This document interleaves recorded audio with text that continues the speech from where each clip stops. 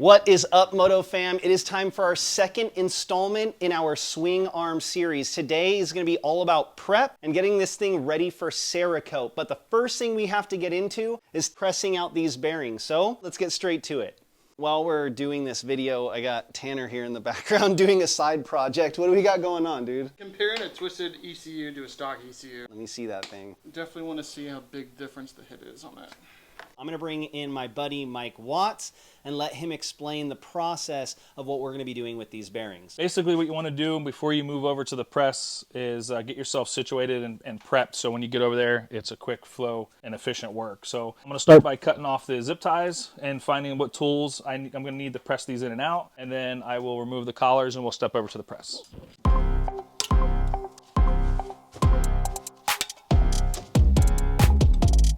Basically what you want to do is you want to take the flat blade, get down between the bearing, push down so you stay firm, a couple little hits, and those collared seals will pop right up out of there. You can take and slightly push the collar and sleeve out on that side. Get it in there good below the seal. Pretty much the same process on this side. Get a good solid bite, push down. I'm going to step over to the press real quick. I want to show you a trick that you need so when you're setting and prepping. When you're pressing, you don't want to press this top bearing out when the swing arm is oriented like this. You want to use an extension, go through and get this one. And what that does is keeps you from flexing your swing arm in and causing any issues and fitment and damaging your swing arm. So you want a long extension to go through this one to press out that. Then you'll flip it over and do the same thing on that one. All right, so then what you need to do is you need to find the socket that's going to fit in there to the farthest diameter you can around the outer edge. See how that fits perfect and snug? What that's going to do is give you the best fitment and the less chance of damaging the bearing. And then I am using a 1/2 inch, and that's going to be the most sturdy when you're pressing anything again. So another little trick I like to do, I'll be pressing this bearing out first. So what I'll do is I'll put a little bit of grease on the inside here, so as it's pressing out it has less resistance. Step over here, go ahead and put your socket in there, make sure it's still a good firm solid fit. Get your extension going.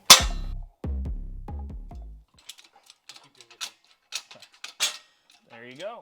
And there's 2 separate bearings on each side. Same process on the other side, just make sure your alignment is right. So what I do is I put a little bit of pressure on it and then slide it. You see it break free right there when it fell down into the groove.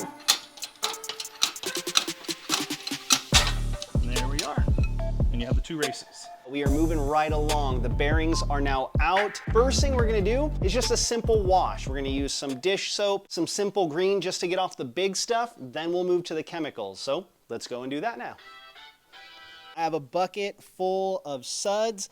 I have my brush, and we're gonna go ahead and rock and roll on this. Then we'll move to the simple green. You can use Dawn because Dawn dish soap is a sponsor of this video. No, I'm kidding. The reason why we're using Dawn is because it does cut through grease. Being that this thing has grease all over it, it's the best way to get through all that muck.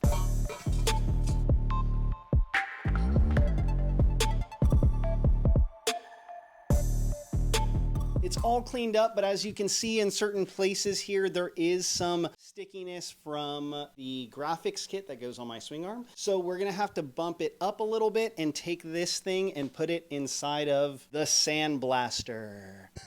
So we're gonna set this thing inside of there and get to that. Now, one thing I do wanna note, you'll notice that I'm wearing gloves now. The reason why is because the oil on my hands, after cleaning off all the oil, I don't want it to get onto the swing arm from my hand. So I'm wearing gloves now as I transfer this thing into the sandblaster.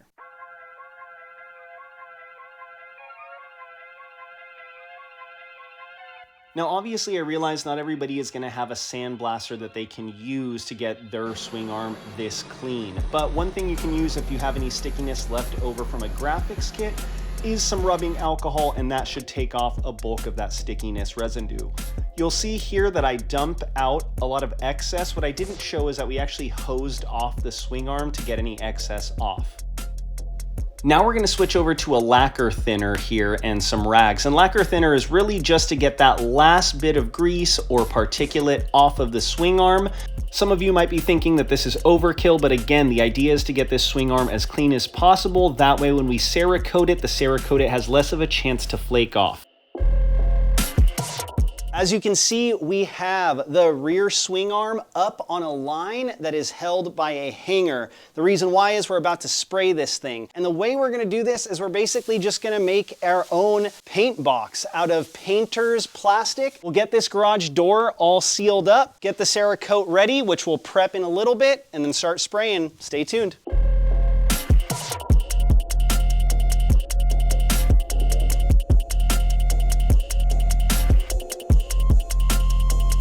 So we're going to be using Cerakote for the very first time ever. Thanks to MotoFam for deciding to allow me to use his swing arm as a guinea pig. We're going to go with the C Series, and the reason why I selected C Series is the parts I plan on doing are going to be large, and they're not going to fit in an oven that I have. So the C Series will air dry over the course of 5 days and sustain heats up to 1200 degrees. So if you have the time to wait, I'd recommend the C Series as it seems to be the most practical for the big applications. This is just the standard gun when I ordered from Cerakote. I don't even know what model it is, but it came with the kit that I ordered, and we're just going to test and see how it goes from here. Our paint booth is up and rocking. It's gotten a little bit windy here in the garage, but that's okay. We're gonna power through. Gun is ready to go. I'm gonna get a spray rocking and rolling. Wish me luck, because I've never done anything like this before. You always gotta try new things, my guys. Let's get to it.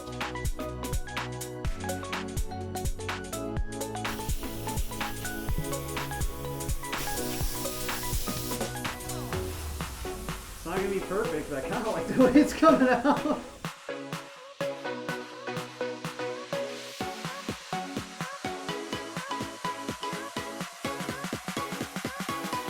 It happened. We did it. It's rough, but hey, I actually let me take this thing off. All right. Hey everybody, this seems like a really good opportunity for me to tell you to read the instructions and always wear a respirator and eye protection. Don't be like me and spend the next 10 minutes after your Cerakote painting coughing. Have a great day. Hold on. All right, boys, we did it. All black. I actually think it looks pretty good considering that I've never done this before. There's a couple of learning things as well. Number one, I'd highly recommend you actually get a respirator because I was dying in here for a little bit. Number two, I'd recommend that you have a gun that you fully understand. This thing was dripping a little bit, but overall, probably 15 minutes to get this thing done. Now, next steps are very important. Now that the paint is on there, we want to make sure that we don't touch it with anything, that no contaminants get on the paint, because once they do, they're going to dry into the paint. This paint needs a 5-day curing period, so it's going to stay hanging for 5 days. Then we'll come back and I'll show you how to put this thing back on. Thank you guys so much for watching this video. Don't forget to like and subscribe, and we'll see you on the next one. Peace, guys.